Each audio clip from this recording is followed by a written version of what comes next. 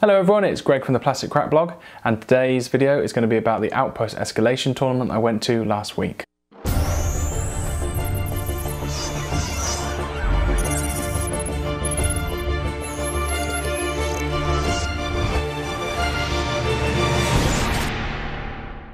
Hey! So last week on Sunday I went to a tournament over in Sheffield, and this is the first time I've been over to Sheffield for a tournament, or to the Outpost in general. So it was quite an interesting getting there. If anyone knows Snake's Pass, it was quite a treacherous car journey there. Really windy, icy roads sort of up the hill. So that was an interesting start to the morning, and it took me about an hour and a half to get over there. And I wasn't too sure about the area, to be honest, when I arrived. It's kind of in the arse crack of nowhere in a very run-down industrial estate. However, it seems to be that it's starting that they're doing it up. I know a few people found that it was slightly difficult to find the store itself. I didn't have any problems. One really nice thing about this location is that just over the road was a fantastic newly built food court with lots of sort of hipster street food. And when we got coffee there in the morning and went back for lunch, there was so much to choose from, and we had a really slap-up meal with a pint, and that was really nice because I think sometimes when you go to tournaments that you end up eating at sort of chain fast food places, and this was just a bit different and nice to sort of sit down and have a meal with everyone. So when I first arrived at the Outpost, I thought, Christ, this is a really small store. Didn't really know where things were, but as you go through the back, there was a giant gaming area, which was fantastic, and they had at least sort of 12 tables within our area and another 9 outside of that that other people could play on. So huge gaming area, and I think it's got quite a bit of infinity there with a steady group doing week-on-week plays, because there was a nice big board with some sort of campaign going on. So really nice and great to go to. So today I'm going to be talking you through a little bit about my lists and a little bit about kind of the games that I played. And I was really proud of myself because it was the first time I took a fully painted army, booyah, in all the time that I've played Infinity. So I was really happy with that. And my army of choice this time was TAC. It was an army that I've never played before until the day. And I made some lists just to really have a good time and see what would happen, and they actually worked all right. So I'm going to go through them in a little bit. One thing I realized with the tournament itself, so it was a 3-round ITS escalation. We played 200 points, 300 points, then 400 points.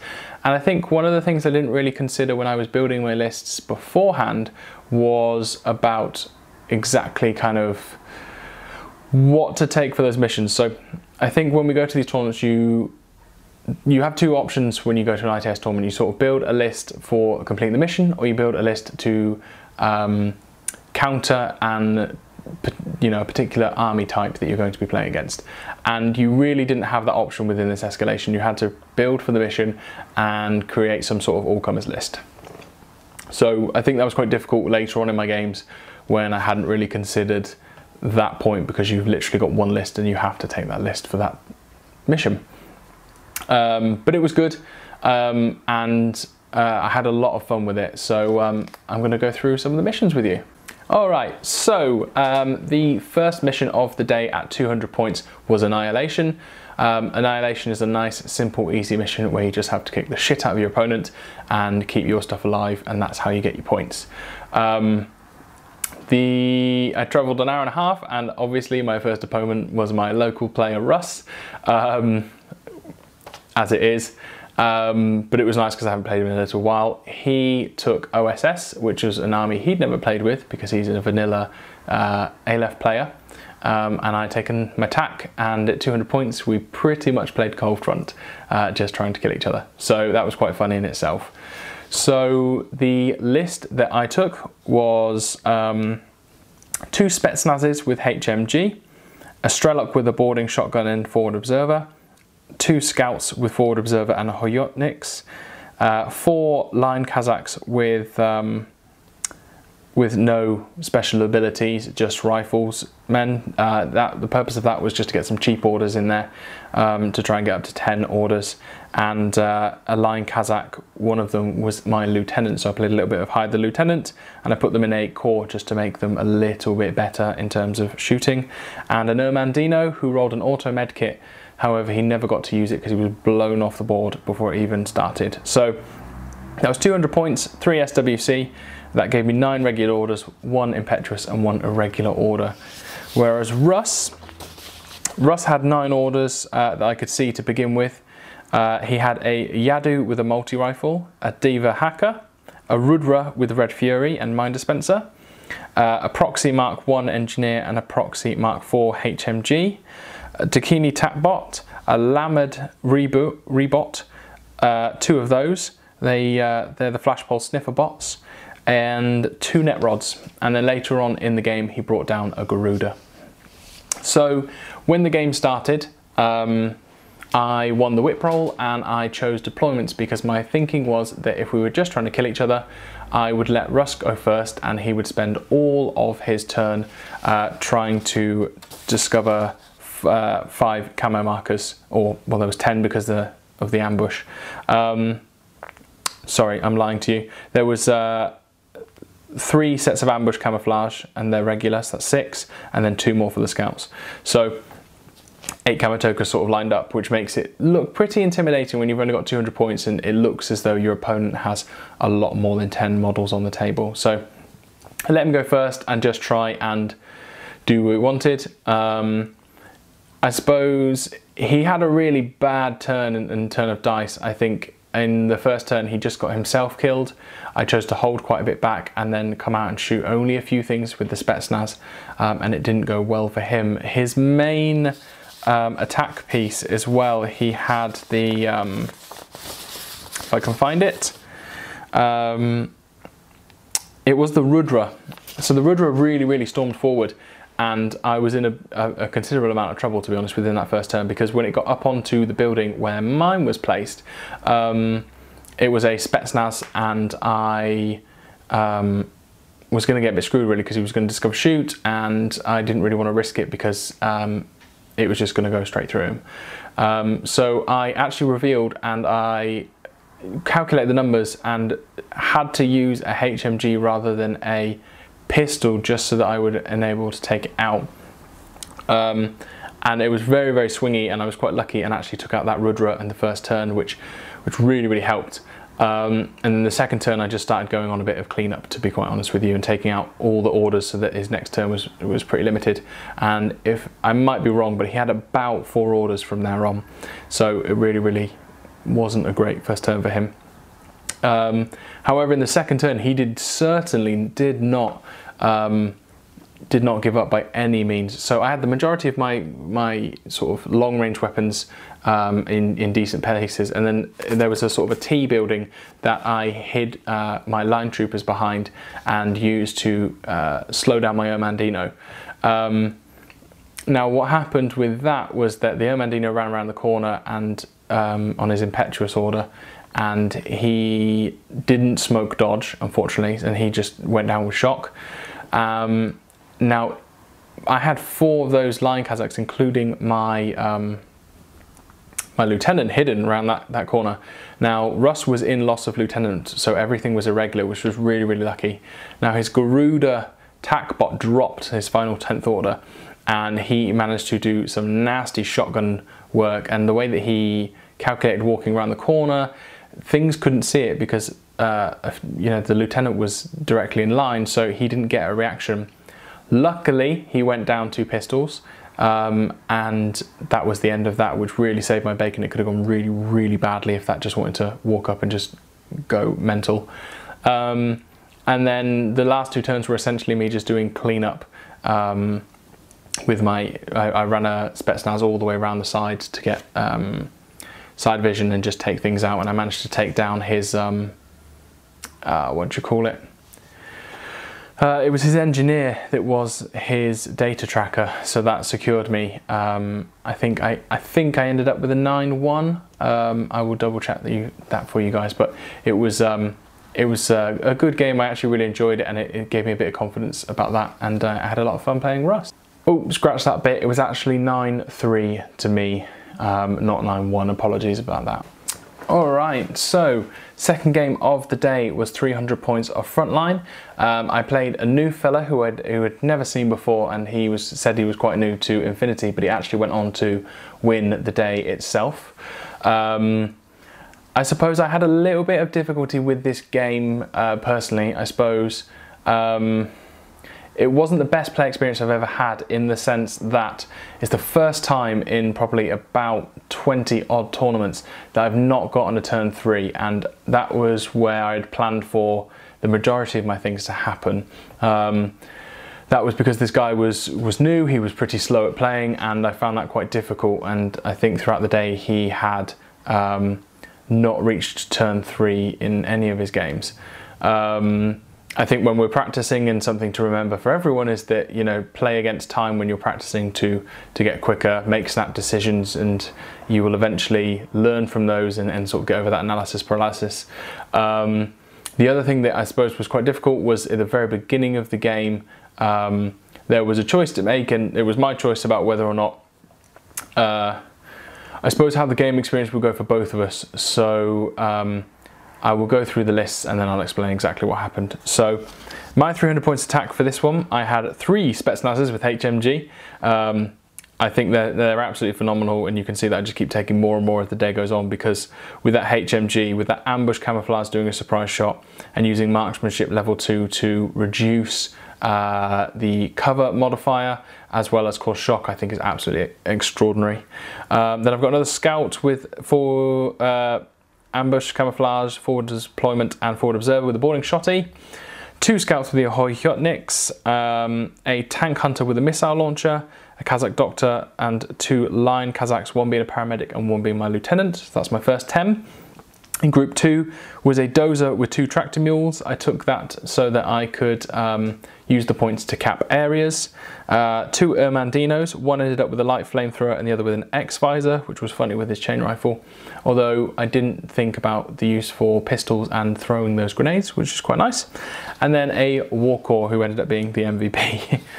So that left me at 299 and 6 SWC with a 10 order pool and a 3 regular, 3 irregular and 2 impetuous order pool. Whereas my opponent on his courtesy list had a group of 5 to begin with. That was Colonel Voronin, a veteran Kazakh, line Kazakh, 2 normal guys. One had a missile launcher and a Frotnovik. He stuck those in a core team. Then he also had an antipode pack of 3 with the handler and a Kazakh doctor. And then across the board there were some scouts sort of hiding everywhere.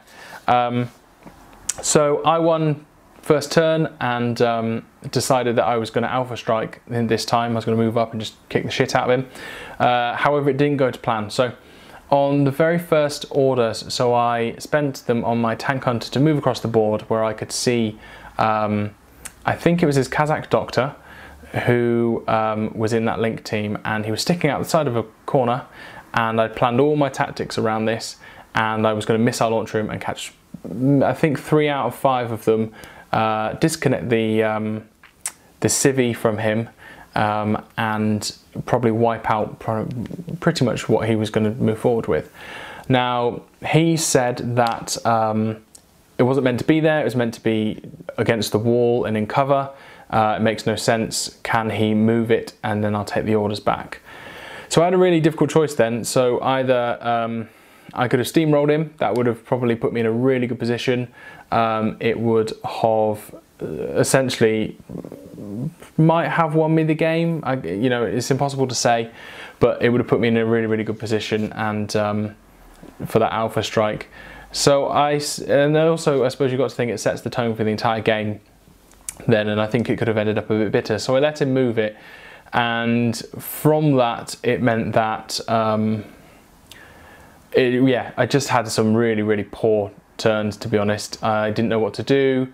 I didn't really know where to go, and we had a lot of firefights, and I ended up losing on dice rolls. So it was really, really quite difficult from there on.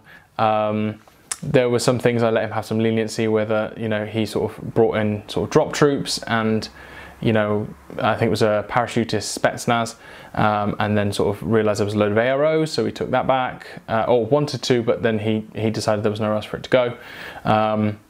So there was a lot of, I suppose, leniency because he was so new. I wanted to have good games and go on like that. However, it really did cost me the game. Like I said before, everything I had planned was to go on to the third turn. Because of the way that things had gotten, I didn't realise the time, and we had to call it after turn 2, which just fucked me. I ended up getting 1 point for securing my zone, dropping down that point because I didn't get out my multi-scanner, and he took away 4 points with how he'd gotten over the midline. So it wasn't a great play experience. I'm used to playing with a lot of fast players, a lot of people that know what they're doing, and that was quite difficult. It was frustrating at times. However, I wanted us to have good games and tried to power through. And fair play to the guy, he went through and won. But I suppose my advice to anyone is when you are practicing, play against a timed clock, know your times, and you get better at those snap decisions if you just take them eventually over time, and you will become a better player from it. So yeah, so that's how that game went. I think, well, it's all speculation. I think if I'd beaten him, I would have had a last game and I might have had a shot at the top 3 places. But that kind of pushed me down, unfortunately. And yeah, very, very difficult game. But the Warcore definitely did so much work. Blinded a lot of people in that game, which was awesome, just from crappy arrows. On to the last game. So, my last game was against Kingy, who had invited me to come along. I suppose there's slight disappointment in the fact that I didn't get to play some new people from an area and a meta that I didn't know. The benefit is that I got to play him, and we've only played once before, and we've known each other for sort of 3-4 years now. So that was really nice to get a game in with him, and he was using a different force because last time I'd played him against his ISS. So this time he was running Tunguska, and it was against my 400 point tack, and it was sure force. So probably not the smartest move in general to take a army that can't have a tag to a tournament that has a show of force, because you need the tag to capture the middle. But I've never really been one for tags. I can't use them because I think they're invincible and then they get shot down. I can't really use, I'm not very smart with cover and moving them through smoke to get them where they need to be. So I prefer taking lots of little things and having more orders, to be frank with you. So in this list I had 4 Spetsnazes with HMG, 2 Strelocks with boarding shotguns and forward observer, 3 scouts with Ohyotniks and forward observer, a tank hunter with a missile launcher in my group 1. So that's 10 orders that you can't see, which was beautiful. And then the second group, I took the new character Vasily to see what he was like, with a T2 marksman rifle, an Acrolat Kanone, a Kazakh doctor, and then 2 Kazakhs, line Kazakhs, one being my lieutenant and the other paramedic, and then 2 Ermandinos. And I can't remember and didn't write down what they actually rolled, so I can't tell you that. That gave me a list of 400 points with 8 SWC, 10 regulars in the first group, 4 regulars in the second group with 2 irregulars and 2 impetuous. What was really interesting that I had 18 camo markers on the board. Now before going to the tournament, I had already prepped my sheet out, which I'll show you guys here. So everything had written next to it what it was and what its ambush was, which sped things up a lot quicker. And was a lot easier to manage on the table. I was concerned about 400 points being quite slow to play with all those camos markers, but we would well finish within time, which was good. Whereas Kingy took on his courtesy list, he took a core link team of hollow men, 1 being a hacker, 1 missile launcher, 1 multi-rifle, and 1 boarding shotgun. A Stempler Zond with a combi rifle, a clockmaker with a zombot, 2 zombots, a Lunarkod with a heavy shotgun acrolite Kanone, a Zondnort hacker and a Salamander, as well as an Interventor Hacker in his Group 1. So that's 10 regulars and 1 Impetuous. And then in his Group 2, there was an Interventor Hacker and a Transductor Zond. So yeah, really quite a heavy, powerful list. Holomen are horrible. And unfortunately his Zondnaut bike didn't do a great deal, although it nearly, you know, it got across the board, but it didn't manage to do what it wanted to do just because of the amount of AROs. So the table was quite good for me in the sense that I got a lot of high ground. I had a lot of camo tokens everywhere. And within turn 1, I spent all of my turn taking out his tag, which I managed to do.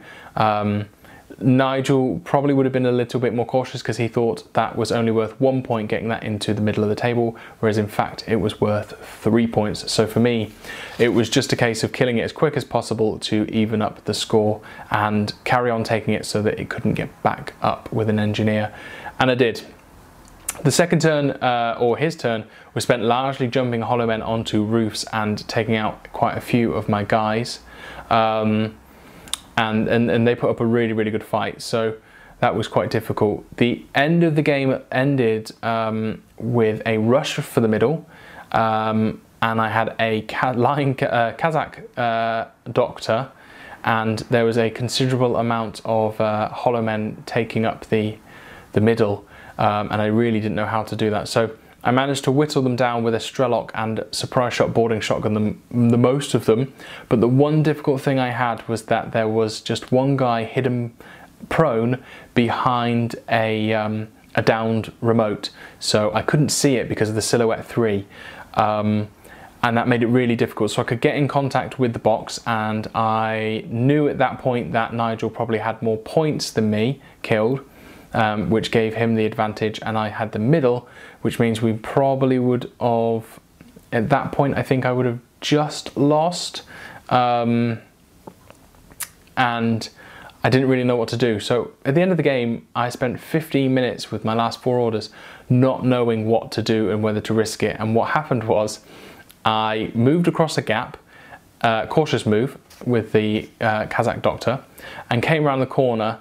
So I was touching the objective in the middle, and I snuck round to clear out this Holoman, and I shot him with my rifle, and against all odds managed to kill him, and that swung me the game, which was fantastic. It actually meant it so that I scored a 5-2. Unfortunately, I couldn't get a major from that because I just, Nigel killed so much of my stuff.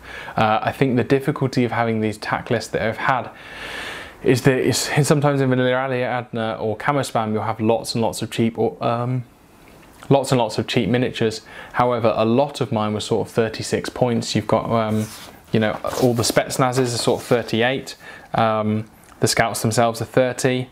Vasila's 39 himself, so lots and lots of stuff. So once things go down, it whittled down quite quickly, but I wouldn't really have wanted to take much more than what I had to try and complete in the time we had. So overall it was a really good day. I ended up placing 5th, which I was happy with. It's better than I've been placing recently in sort of like the Northern Open tournaments and the Preston tournaments, so I was really, really happy with that, especially considering I'd not taken in this army before, or played any sort of Camo Spam sort of list. So I was really happy with that. It was nice to get some games in with my buddies, and try out a new area. I suppose thinking about maybe tips for tournament organisers in general, I suppose there wasn't much of a prize pool there. I suppose there were some vouchers, and the main tournament box, but you know, I suppose asking around you will get a lot from all the generous companies that sort of sponsor Infinity and make our terrain and our tokens. So do go out and check, because you can get so much stuff that you can give away as prizes and advertise for them. And then I suppose thinking about the mission order, perhaps I might have put Annihilation at the end. I think it's a really good ending mission, because once your head's a little bit fried, it's really easy just to kind of just roll some dice and kill the shit out of stuff.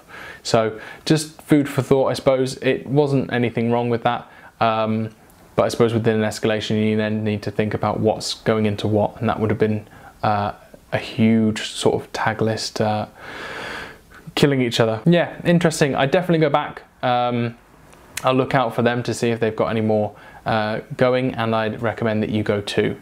So let me know what you think of my lists and my opponent's lists. Could I have done anything different? And I will catch you guys soon.